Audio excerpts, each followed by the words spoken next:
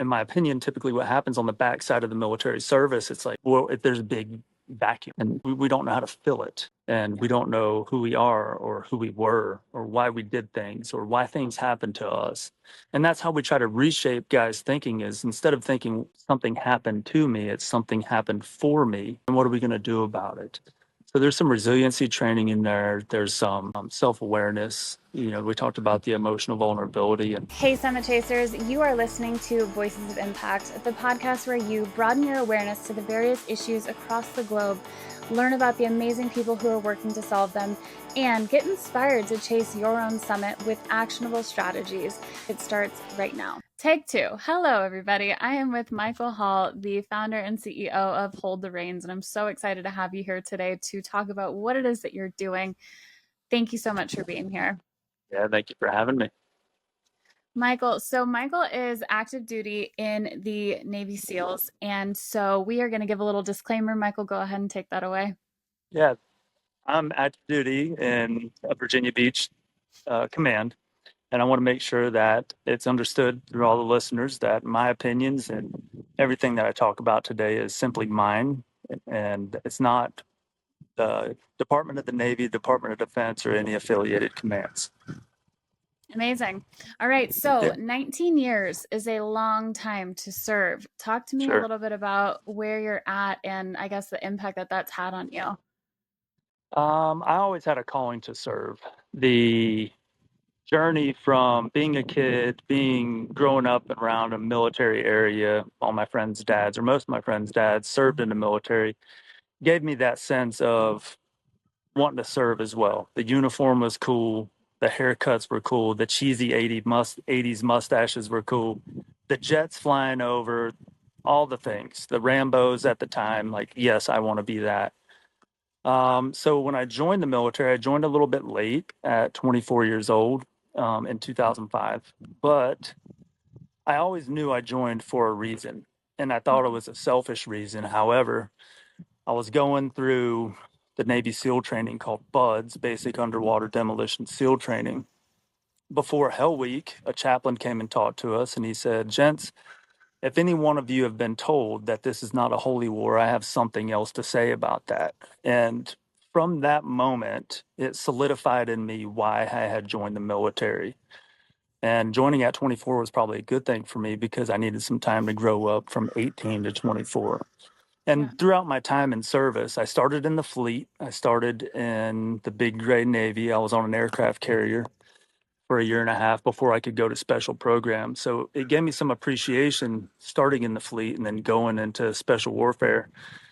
And then throughout all my deployments, living conditions kind of just got worse. But the people that I've been able to meet, the professional development I've got, the appreciation for living in the United States, being born in America, having the life that we live, just gives me even more gratification as I go into the next chapter of my life. And that experience in the military is what has created the springboard for me in the next chapter of my life, and especially with Hold the Reins, because our focus is to give back to the community, because the military gave me everything that I have as an adult. My salary, my life experience, my professional experience. I went to college because of tuition's assistance, a military-based education program. And, and it's something that I want others to experience as well. And, if I could dovetail off that, going further into Hold the Reins, there's a lot of dysfunction, I guess, that happens in the military, and it's not intentional by the military, the Department of Defense, or any branch of the military. It's just things that happen within our training and our deployments. So my emphasis and my focus, I guess the foundation of why I created Hold the Reins, is to help guys through their career not suffer the pitfalls of those dysfunctions of the military. Yeah. So you just touched on so much that I want to get into, but I think I want to start with your experience. So you went on how many deployments?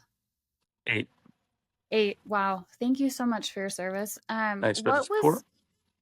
What was one of the things that really caught you maybe by surprise that you weren't expecting to have to overcome when going into this and fully committing to it? Because, like you said, you had a calling, you always wanted to do it, Sure. which I think lets you go into it in a different headspace. But there has to have been Mhm. some things that came up along the way that you were like, I was not expecting this, whether it have been like something that impacted you positively or something that impacted you negatively, whatever it was.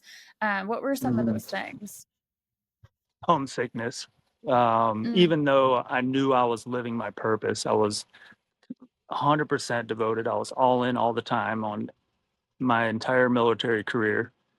Those times, thank God for modern technology. It allowed me to use FaceTime or Skype, or I could make a satellite call, or I could send emails and see my kids grow up when I wasn't there. 6 month deployments, 6 months is a long time to be away from long home. time.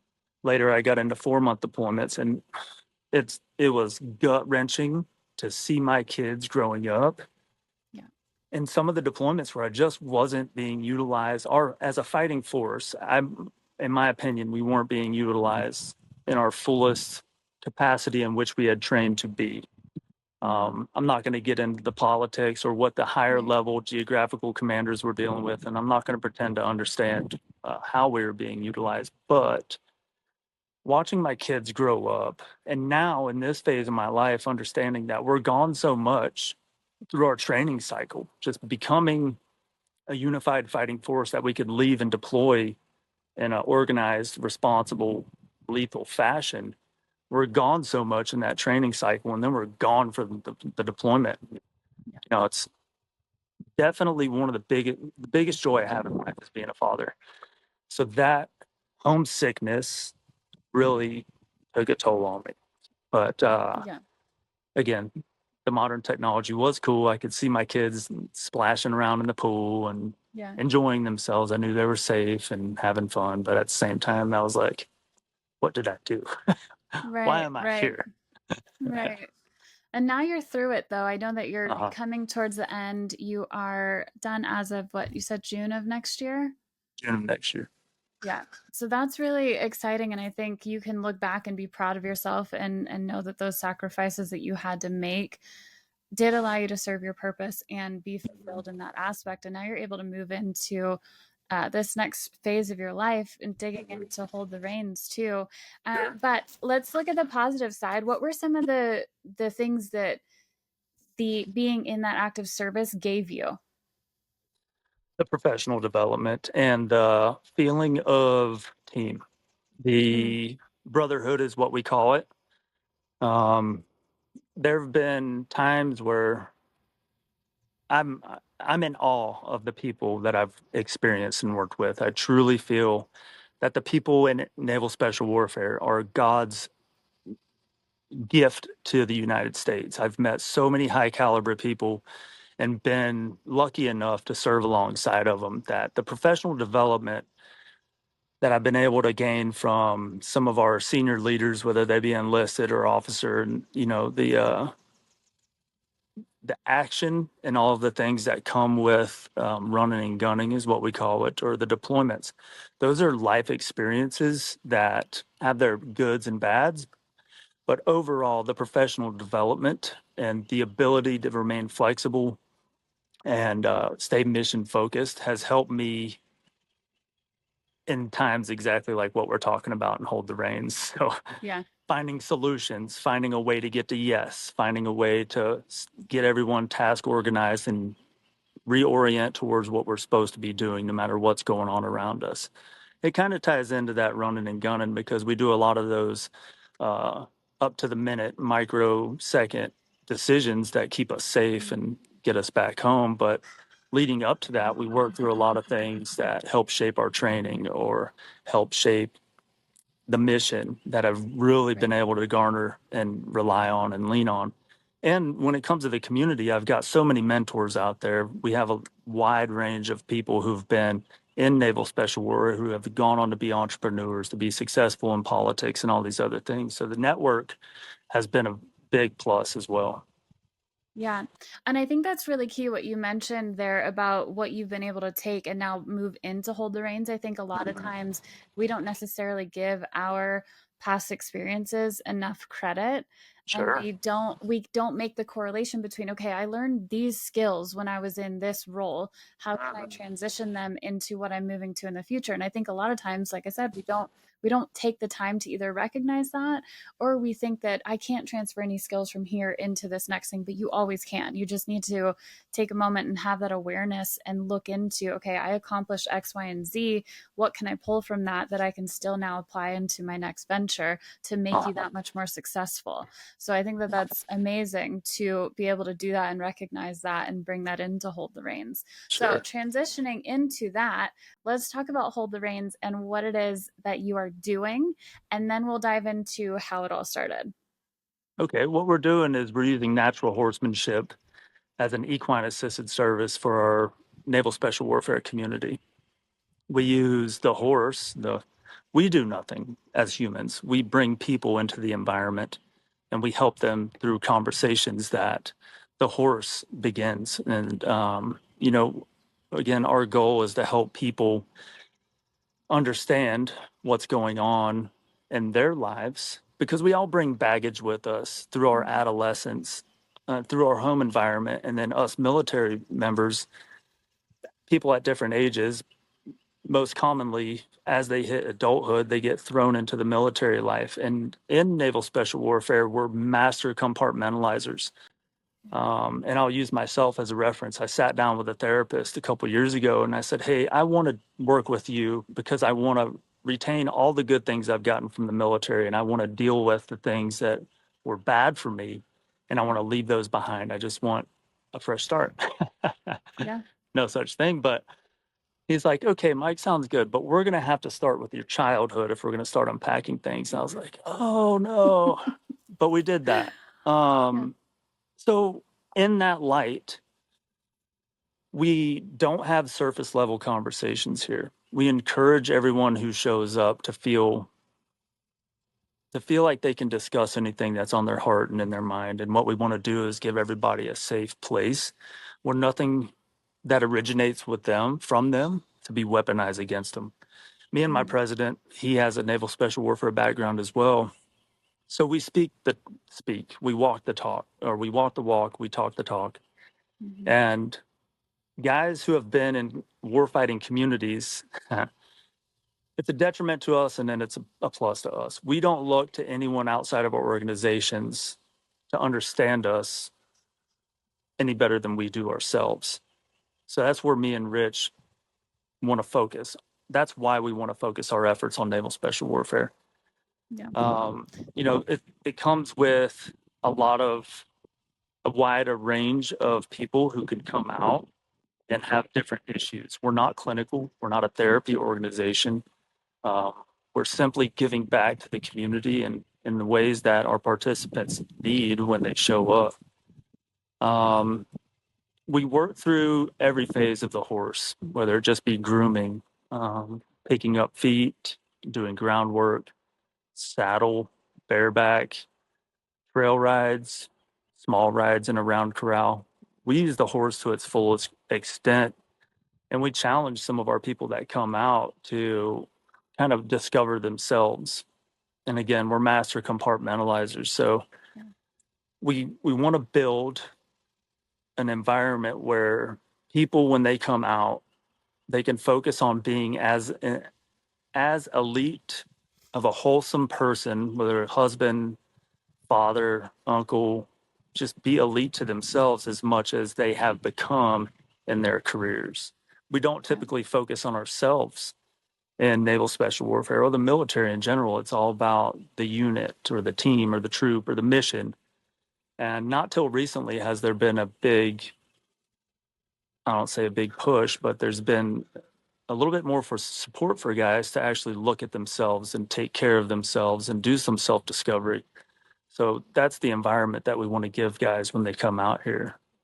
And Yeah. I think we've been pretty effective at that. We didn't get started until May. So we got our tax exempt from the IRS. We got our 501c3 in October. And then once it started warming up, we started hosting participants. We've only been at it a few months, but we've gradually and in a controlled manner started to grow. Yeah. That's amazing. I would imagine that coming out of that space, or even if you're still actively in it, it can sometimes feel incredibly lonely because, like you said, not everybody understands. You don't understand until you go and do it fully, Hmm. right? You can try Hmm. your best as maybe a partner, family member, whatever it might be, to understand what it is that you have experienced or the people that you've been deployed with have experienced, but you can Sure. never truly fully grasp all of the emotion and just everything that goes into what it is to be deployed and to be in active duty. So I think for you to create that space where men are able to show up and be who they are, be as they are, and allow them to be a little bit vulnerable is probably so beneficial to their mental health and that transition, if they're coming out of active duty, that transition back into society. So Hmm. I think it's so important. I think it's so needed. I know when we first spoke, we talked about specifically around men and um, how typically I think times are changing for the better right now, but a lot of times men are taught to, you don't show emotion, you don't have feelings, just zip it up and get on with it. You're the provider, you've got to do these things. And I do think that's starting to shift, but I think having programs like yours is going to help that movement, especially coming from the military Navy side of things. Because I think, Sure. and I'm going to let you speak to that because you've experienced it, but um, yeah, what has been your experience as far as being in the active duty and being in that space and feeling like you can or cannot be vulnerable and share how you're actually feeling? Yeah, right. You know, a lot of what you said is 100% true. And we hear two of the most common things that we hear when guys come out here for the first time is, I never knew I needed this as much as Mm. I feel like I do now. And the other one is, my wife has to see this. Mm. So, one of our challenges is allowing guys to see opportunities to express themselves, to be vulnerable with or in and around other people, to include their Yeah, spouses, so that they feel as safe around someone else as they do the horse, which is right. hard because, in my opinion, it's new to everybody for men to be talking about their feelings, but for people to hear our feelings as well. It's like, oh, Mm. wow, now you have feelings, or you've been thinking that the whole time. Why didn't you say something earlier? There's a litany Yeah. of things that come with when guys start unpacking stuff. Hmm. However, so I've really been surprised with everybody that comes out here because, I've even had guys say, Mike, if you had this service years ago, I would have jumped all over it.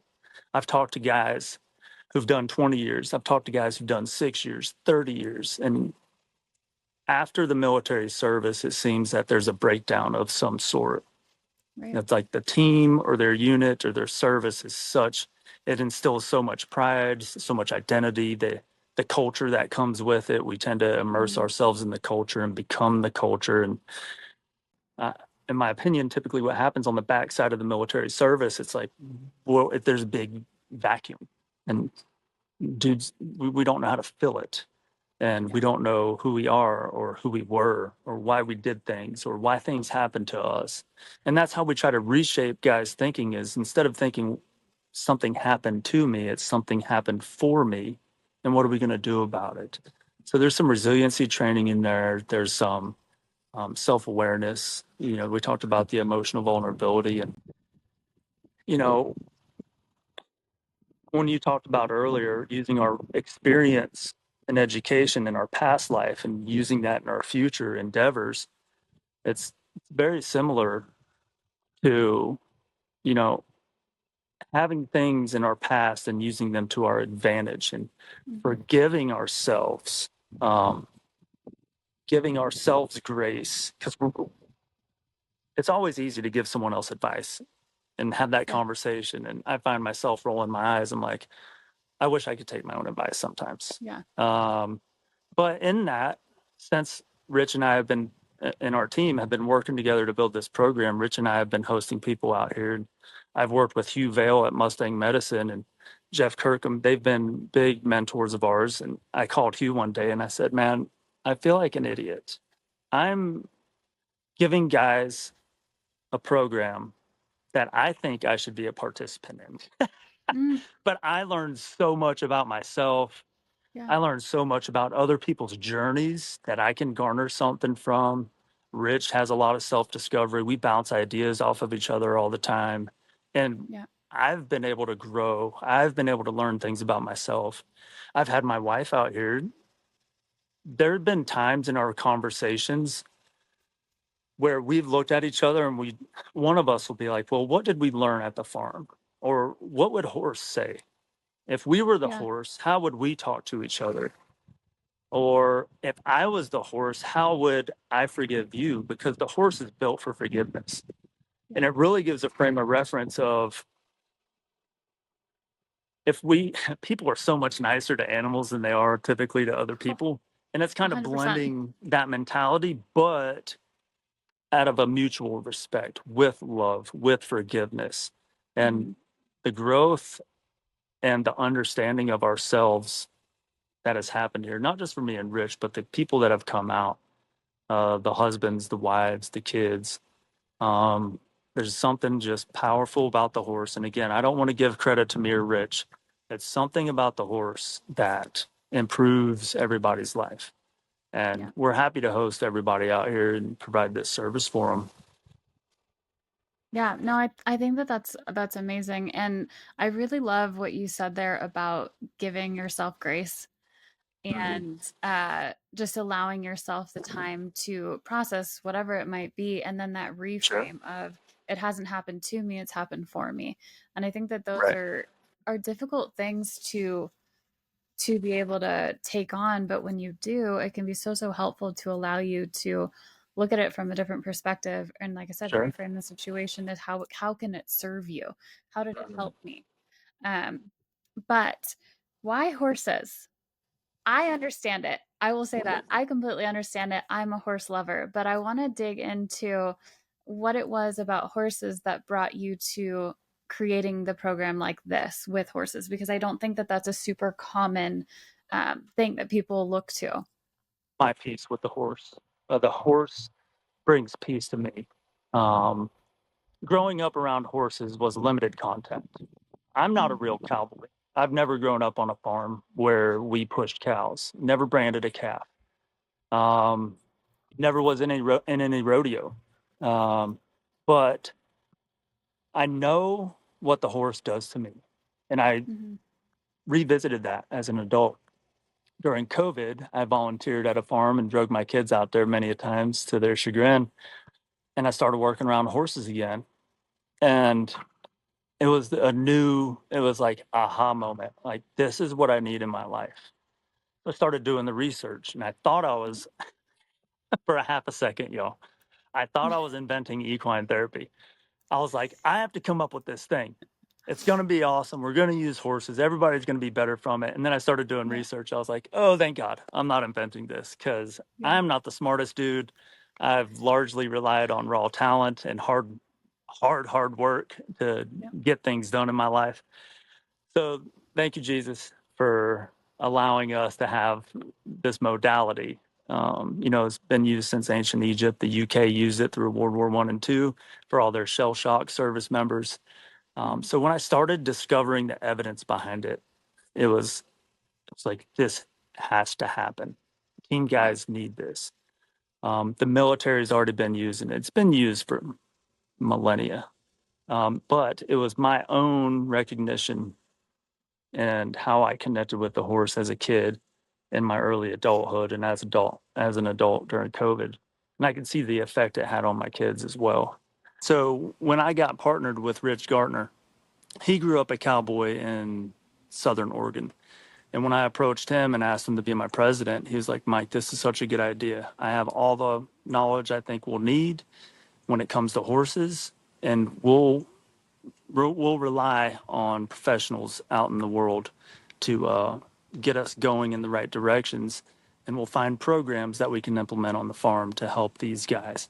So, with my passion for the horse and how I know it affect me, Mhm. and then Rich's knowledge, we've really been able to put together a program. And really, I'm not a businessman. I've strictly followed passion on this, and talked to my wife about it. She's like, well, why don't you quit talking about it and be about it? So I just Yeah. this all really started on a little steno pad, like a 4x8 steno pad, picking up the phone and calling people like, hey, who do you know that can help me do this? And Yeah. Rich said something really profound that gave me more confidence going into it. He told me about a time that Henry Ford got called into court and he had some sort of litigation going on and he was being asked questions. Or no, maybe it was in front of Congress, regardless. But Henry Ford couldn't answer any of the questions himself, but he had people that could do it for him. So Rich was like, me and you don't need to be the masters of anything. We just need to No. build a good team. And that's the environment that we come from. We can operate in a team environment. So let's build a good team.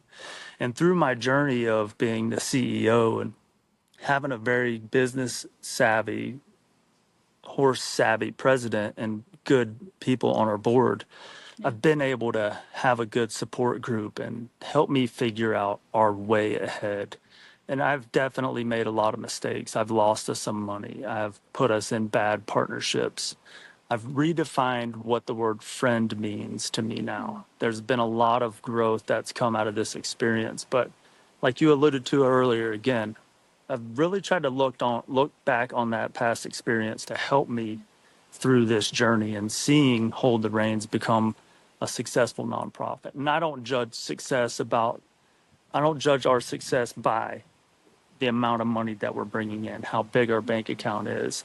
If we can get sponsorships and commercials or sponsor marathons or CrossFit, or my interest is with our participants. That's our success. If we can serve the community in a way or a better way than which we set off to and in which we intended to, that's success in my mind. Yeah. But again, it's a nonprofit, so I wish I was Right. better in finance, and Yeah. and it's really gotten me out of my shell in the sense that I've been in the military so long. I have to talk to the outside world, Yeah. so that's been an adventure too. And my wife's always like, Mike, you're too militant. You just need to be you. I'm like, well, that sounds easy. Okay, let's I do love that. it. Yeah, right? Sometimes that's easier said than done, though, I think, right? Sure, Because we can all get in our own heads and then think that we got to be a certain way, but like truly the best way to be is your authentic self. Because I think sure. that's who people connect with, right? Hmm. It's not necessarily about what you do, it's about why you do it and your story and why they believe in you and what you're working towards. Hmm. Um, but I want to highlight a couple things that you said there because Sure. I think that it's so key to being successful when you're going into an area that you're maybe not completely familiar with. Hmm. Now, I am going to call you out because you are incredibly smart and you keep saying that you're not the smartest, but to have the intuition that you've had to go and venture and do this and to figure it out, you're incredibly smart. I Sure. think Thank you. what is going to lead to more and more success though is recognizing where some of your gaps are and knowing Hmm. that you don't need to have a big ego and pretend like you have it all figured out. And I think that a Hmm. lot of business owners, founders, whether it's for profit or nonprofit, can fall into trouble is because they have too big of an ego and they're like, nope, I've Sure. got this, I'll figure it out on my own. Whereas Sure. the best thing you can do is look to who you do have in your network and who knows some of those things and those gaps that you have to fill 100%. that up so that you can be more successful. So, and that in itself is smart. So give 100%. yourself some credit there, because not everybody else would do that. Right. And there's a lot coming from the Yeah. military to the civilian world, the amount of acronyms and different Mm, things that the civilian world focuses on by the military. So yeah, yeah. I couldn't even pretend to know what I Yeah. don't know. Yeah. There's no way I'd be able to fake it till I make it on this one. So Yeah. Exactly. it is a steep learning curve. And like, like you said, it just takes that someone to kick you out of the nest and reassure you that's going to Hmm. be fine. And my wife is that for Exactly. me. She's like, we're going to be fine. Whatever happens, it's God's plan. Let's just do this. I'm like, yeah, Yeah. let's do it. I love that she was the one that pushed you too. She's like, "Look, Yeah. stop talking about it and be about it." Like that's Yeah. a true supporter and someone that just wants to see you do well, which often leads to such a great partnership too, which is Uh-huh. incredible. So, all good things and all moving in the right direction. Mm-hmm. So since Hold the Reins is fairly new still, what would you say your let's go 2 year vision, because I know myself as a founder that things change so quickly, especially in the beginning. Right. So I don't want to Mm-hmm. ask for 5 or 10 years because Honestly, Sure. in 6 months, it could be different. So let's talk the Right. next couple of years. What do you see for Hold the Reins? An expansion. We've talked to a couple other nonprofit entities out there who are responsible or to take the responsibility to network the veteran community, the retired community out to services that exist. Mm, We've talked to them, and some of their struggles are, with them as well, being nonprofits, is finances.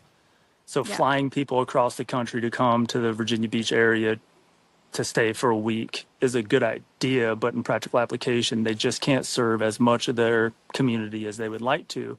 hmm, So our 2 to 5 year plan is to start our own structured program, a Hold the Reins equine assisted service program that we can start training people in, get them certified, and then they can take their horses at home and start holding hold the reins sessions for their yeah, community that they choose to serve. Because this program doesn't just serve the naval special warfare community. That's just what me and Rich know, and yeah, that's, like I said earlier, that's who I want to give back to, and the dependents, the wives and the kids. But you know, when I first started this, sorry, tangent, I wanted to no, serve first responders, frontline medical workers, cops, firemen, EMT, nurses.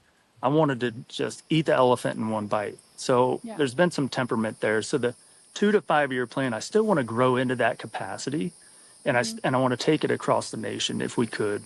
Of course, my focus is in SW, so one of my first flagpoles that I want to plant is where Naval Special Warfare has a permanent occupants. So San yeah, Diego, we have boat guys down in Louisiana, we have more guys out in Hawaii. And these are places I'm interested in making hold the reins more accessible. So that's more of our, like, what we in the military call our 5 meter target or 50 meter target, 100 meter target. So hmm, that's more of like my 50 meter target range next 2, 3, 4, 5 years. And yeah, I want to see us grow to be able to do those things. And I think we have plenty of interest. I mean, the guys that come out, they cannot stay away from here.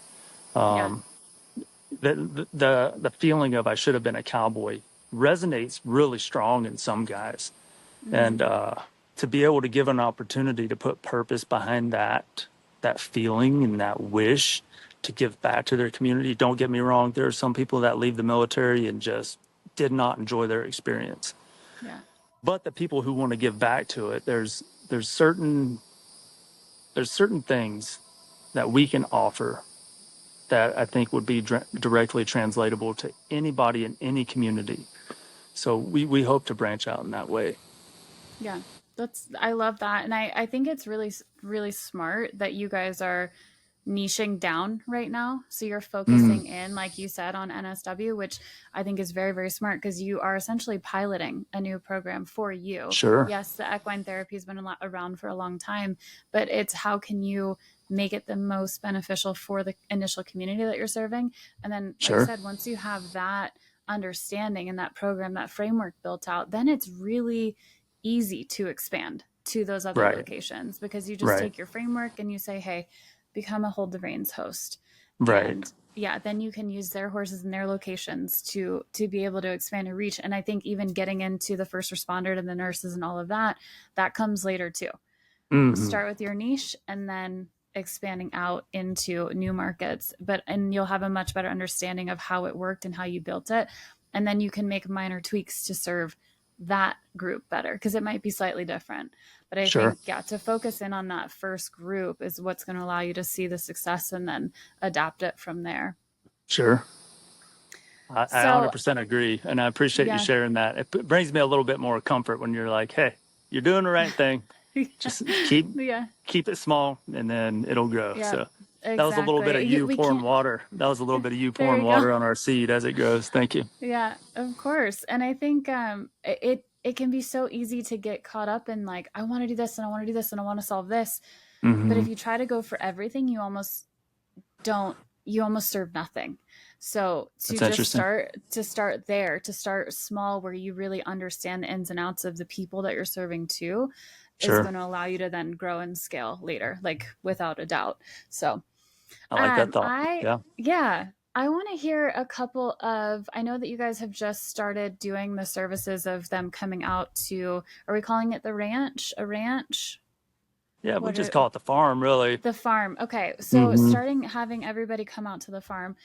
Mm-hmm. There's got to be some standouts for you. What has been like the most beautiful or uplifting or knowing that you're doing the right thing moment that you've seen so far? Right.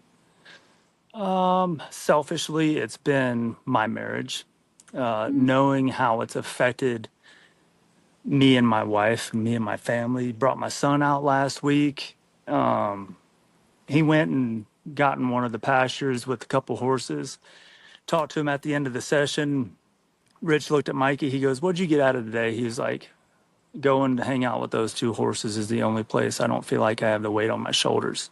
wow. So I bring up some personal experiences in that response because it validated what I thought initially. Like, this is a thing.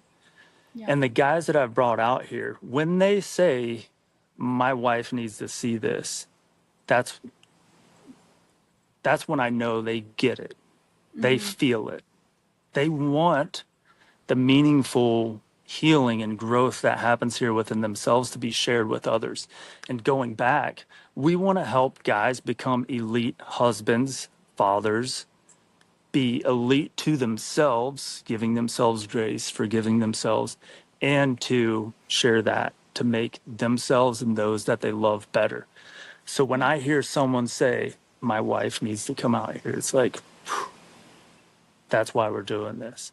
Because it's a Yeah. trickle effect, right? I mean, Mm-hmm. generations upon generations of your family did certain things. So you could be sitting right there having this conversation with me, creating all the good things in the world that you're creating.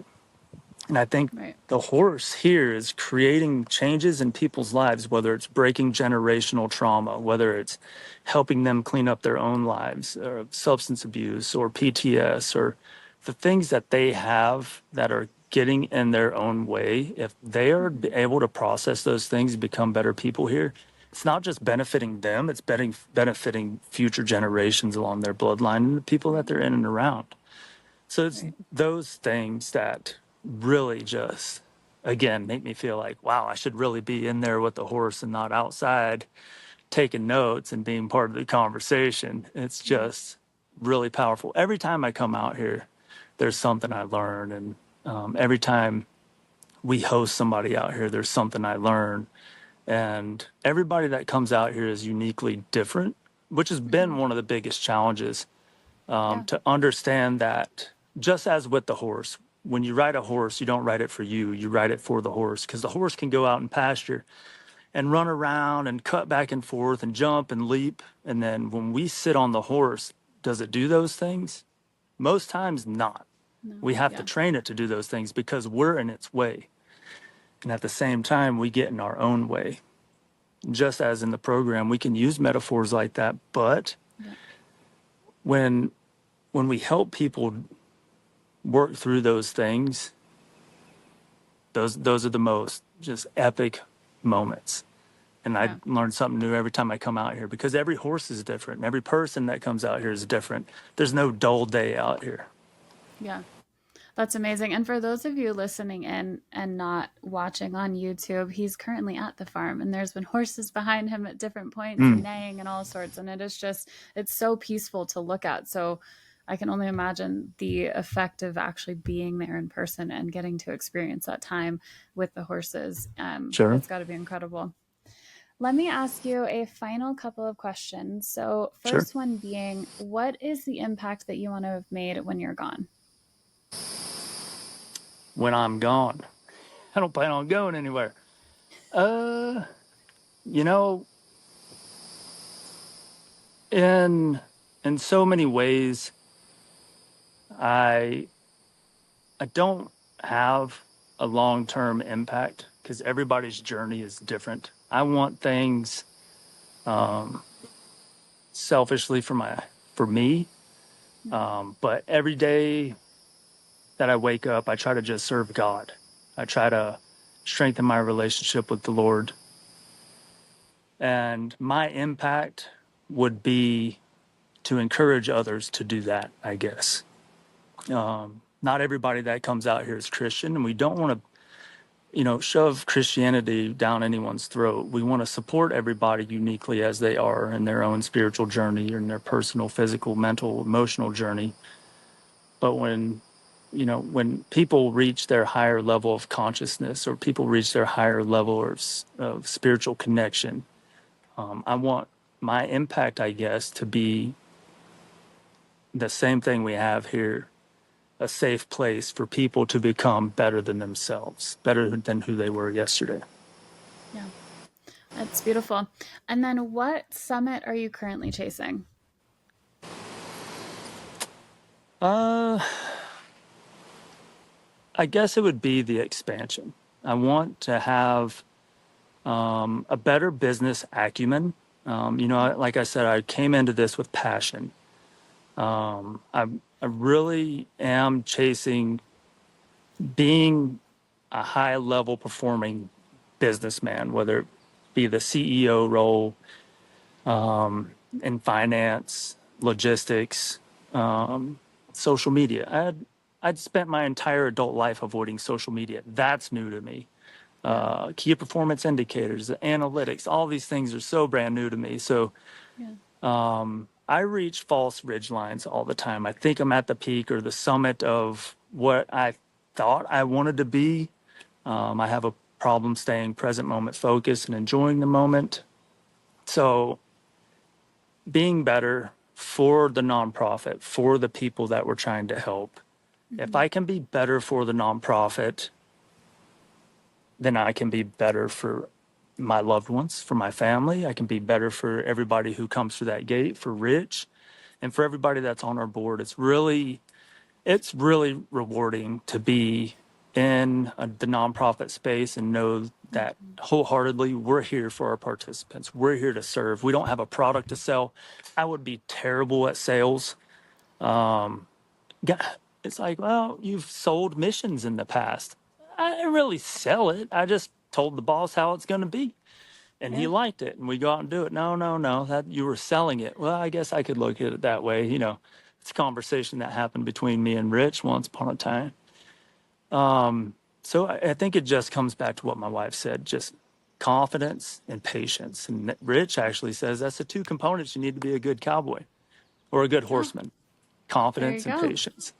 So my summit is to become a better asset to the nonprofit so that we can serve people in our target audience. Amazing. I'm so excited for you and everything that you're building with Hold the Reins. And I'm so glad that we were able to speak today so that we could fill everybody in on the opportunity that's out there for Navy SEALs currently and then to expand in the future. But Michael, thank you so much for being here today. Yeah, thank you too. We'll talk to you again soon. And leave us with, where can everybody find you and get involved? Yeah, we're at www.holdthereins.org. We also have Instagram and Facebook. Amazing. Thank you. Thank you. And that wraps up another episode of Voices of Impact. Thank you so much for joining us today.